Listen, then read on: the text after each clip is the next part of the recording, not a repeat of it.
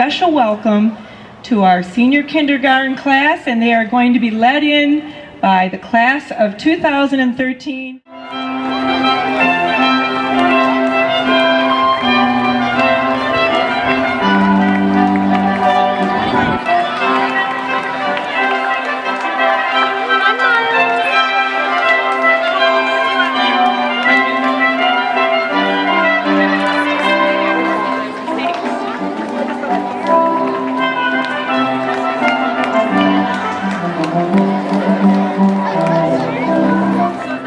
Thank you.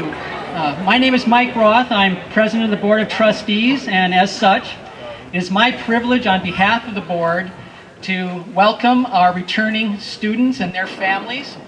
We hope you had a good summer. And I want to extend a warm welcome to our new students and their families. Welcome to our community. Welcome to our family. Good morning. You are so terrific. I wish you could see what I can see from up here. And I thought I'd just start today by asking all of the students, just look around. Look at everyone here. There are 1,082 of you standing here. This is as big as we've been in a long time. You're strong, you're large, and that is something we really want to celebrate. And I also thought today that we would celebrate our class of 2013, our seniors, our leaders. Let's give them a round of applause.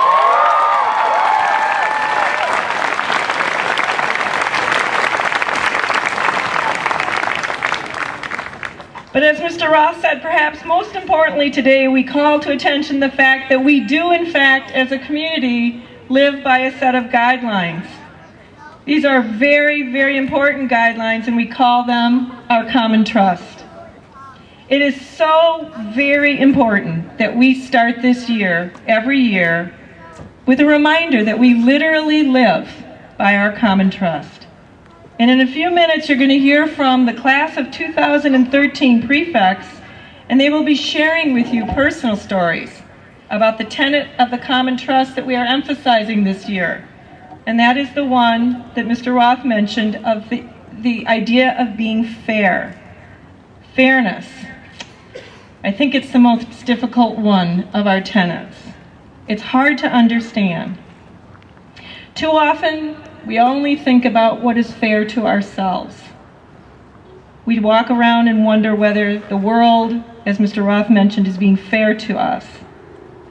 So this year, I'm going to ask you to put a new twist on this. I'm going to ask you to recognize that you, as USM students, ultimately have a responsibility, a big one, and that is to be fair to each other. That is to be fair to each other, to be fair to your families, and yes, to be fair to your teachers. Because, you know, this is the ultimate example of character. So this year's celebration of the Common Trust emphasizes fairness, but we have something else special that we want to emphasize for you this year. We think this common trust is so important. Respect, trust, honesty, fairness, and kindness.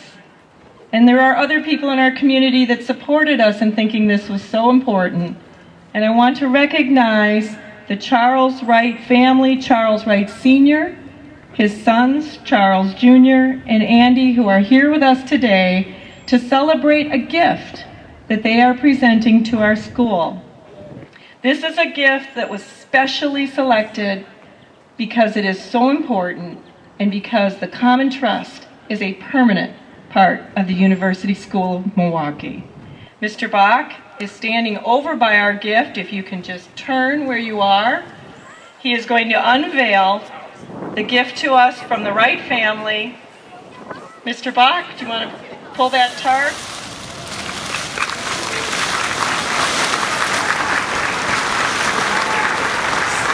The rock you see before you is placed at the main entrance of the school. It is placed there to remind each and every one of you and everyone who comes to the university school and walks in our main entrance It is placed there to remind them that yes, we do live our lives by the tenets of the Common Trust.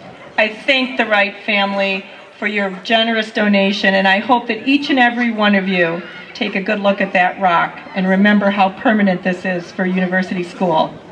The engraving on the rock says, "We, the members of the University School community, accept the Common Trust. We agree to relate to one another and the school with respect, trust, honesty, fairness, and kindness." And once again, a rock was selected specifically so that to represent the permanence of the Common Trust. Have a terrific year, live by the Common Trust, and enjoy every minute. And now I'd like to announce and welcome our 2013 prefects. Hi, my name is Nishad Agarwal. Fairness is a tenet that often reveals its true nature among the fields of athletic competition. As the upper school's annual dodgeball tournament began my freshman year, my team, aptly named Team Nishad, was filled with excitement and anticipation in hopes of pulling off a huge upset victory. However, this would prove to be a difficult task. In the first round, we were matched up against a team of upperclassmen consisting of 3 girls and 1 boy. Once the game started, our strategy became clear. Eliminate the best player, the boy, first. After a rough start where a teammate and I were quickly eliminated, our chance of victory looked grim. Luckily, some skillful play by my 2 remaining teammates gave us the upper hand, and we were back to full strength, and our opponents only had 2 players remaining. Upon my return, I instinctively rushed to the first ball I saw and took aim for the boy on the opposing team. While he slid to the ground to retrieve another ball, my throw landed firmly in his gut, which, under ideal circumstances, would have meant that he was out. However, since the referee was looking elsewhere, this confident upperclassman stood up and continued play, as if nothing had happened. Rather than accepting his fate and doing the fair thing by calling himself out, he placed his own interests first. Sadly, we went on to lose that contest and were left with the bitter taste of defeat. Because although it may not have been the World Series or the Super Bowl, that one game of dodgeball reminded me the importance of fair play and giving everyone a legitimate chance to compete. Thank you. Hi, my name's Michelle Ball. I had so much fun growing up as the youngest child. I was doted on by my older brother and sister. When I was in kindergarten, we built a tree house and all 3 of us slept in it. When I was in lower school, my high school age brother Alex always let me join his friends and him in the swimming pool when they played Marco Polo. It didn't even matter that they always made me be it so that they could win. In middle school, my sister's friends would sleep over and dress me up, curl my hair, and use me to experiment with their makeup. So, when my siblings went off to college, I was sad and shocked by how quickly my home life changed. My built-in playmates had left me. It was unfair. So very unfair that I was the last in the birth order. Some of you might be thinking that this isn't unfair at all. In fact, you might think that I am lucky to be the last and only child at home. After all, I get my parents' attention, I don't have to fight with my siblings for use of the car, and since both my brother and sister live in New York City, I have a fun place to go to visit them. But the point is that fairness is a matter of perspective. Think about it. A student who is assigned a seat in the front row may think that it is unfair that he has to sit right in front of the teacher. Meanwhile, his classmate may be complaining of how unfair it is that she got put in the back of the class. So, I try to remember that fairness is just a matter of perspective, and that we need to be optimistic and find the good in a situation when things that seem unfair cannot be changed. Thank you. Hi, my name is Elizabeth Podolsky. From a young age, we have been told time and time again that life is not fair. Often, the first people to teach us this lesson are our parents, because despite their earnest efforts to treat their children equally, the oldest middle, and youngest will inevitably be treated differently. For the longest time as a kid, I had wanted an American Girl doll. My mom always told me that for my 7th birthday, we would take a trip to Chicago to buy one. To my dismay, when my birthday finally rolled around, my 5-year-old sister Margaret came along to Chicago and got one too. I was furious. If I had to wait until my 7th birthday to get one, why didn't she? That same year, I started taking a baton twirling class for kids ages 6 and older. Pleased by the age minimum, I was excited to have this hobby all to myself. But sure enough, though Margaret was only 5, they made an exception for my sister, and she joined the class as well. Whatever I got to do, Margaret would do with me. I spent all of grade school begging my mom to let me get my ears pierced, but she remained adamant that I would not be allowed to do so until 8th grade. When I finally reached the big day, Margaret came with me and got her ears pierced at the same time, although she was only in 6th grade. I was angry to say the least, and the overwhelming unfairness of the situation made me even more bitter towards her. But by freshman year, I began to realize how immature I had been throughout grade school. After all the times I had complained, "That's not fair," and gotten the response, "Life isn't fair," it finally sunk in that there were much greater injustices in the world than the ones in my own life, and that those are the ones I should be concerned about. Because although we can't control the fact that life isn't fair, we can control the fairness of our actions towards others. Thank you. Hi, my name is Sam Levitich. Fairness is a lot like Ferry Chasm Road. I'll tell you why in a moment. Struggling to find something to write this speech about, I Googled the words, "That's not fair." Among the links to various websites, there was a lone YouTube video titled, aptly, "That's Not Fair." A generic beat played in the background as multiple little kids repeated scenarios that they thought were unfair. The first kid told a story of being first in line for the cookies, but everyone got a cookie except him. "That's not fair," he cried to the camera. A kid whose face was painted like Spider-Man talked about how his teacher gave away so many snacks at snack time that there were no snacks left for the second half of the line. He also believed that this scenario involving food was not fair. When we are younger, we don't have very much control over our lives. This makes it more justifiable to say things like, "That's not fair," because the lack of control often makes life not fair. But as we get older and gain more control, we also gain a responsibility to be fair to others. It was the responsibility of those teachers to hand out those cookies and snacks evenly, and similarly, as we all get older, it becomes our job to ensure that those of us who are a little less in control live in a fair environment. But I'm not saying that being a kid is a reason to blame everything on other people being unfair. All of us, even the first, second, third graders, everybody, we all have a responsibility to make sure that we are being as fair as we can be. And in that way, fairness is a two-way street. Sort of like Ferry Chasm Road over there.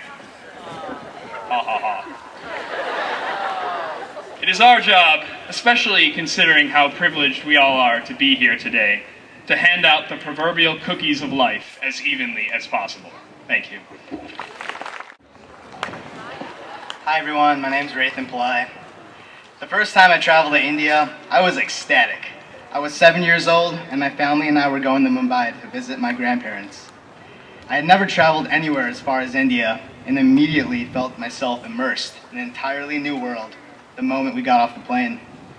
But above all else, I will never forget what I saw on the ride to my grandparents' house. We were stuck in the seemingly never-ending Mumbai traffic. I saw many people walking car to car, selling CDs, flowers, and other small trinkets I would expect to see in the gift shop. One of these small vendors, street vendors, was a boy that appeared to be as old as I was. On the outside, we were so similar, yet our lives could not have been more different. I don't quite remember what I was thinking about when I saw him, but now I can only think of the unfairness of our differing situations.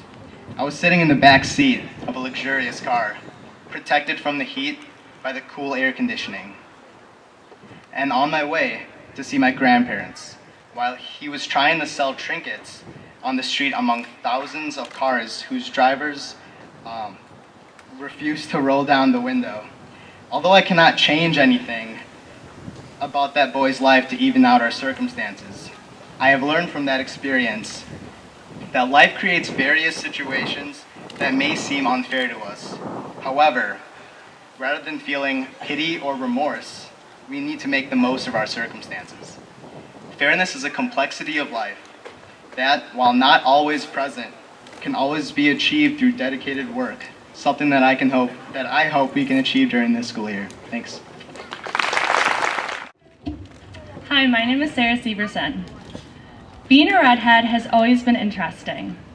For example, when I was casually walking down the street with my mom one day, an older woman walked up to me, started petting my hair, and told me how beautiful she thought it was.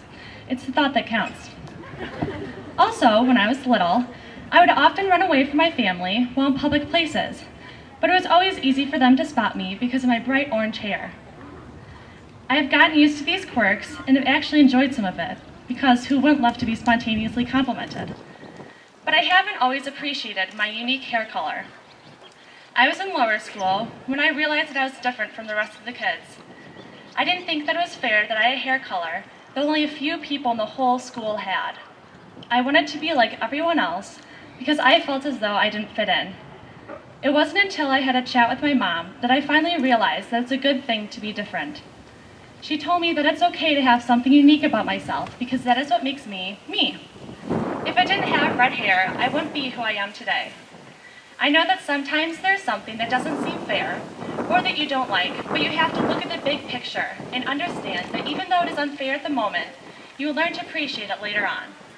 Well, I thought it wasn't fair to be different from everyone else. It's the differences that make me the way I am today. Thank you. And now I would like to announce the beginning of our school year, and we will officially start it with the ringing of the University School bell by the longest standing member of our faculty, Mrs. Pamela Nasbush. Have a great year, everyone.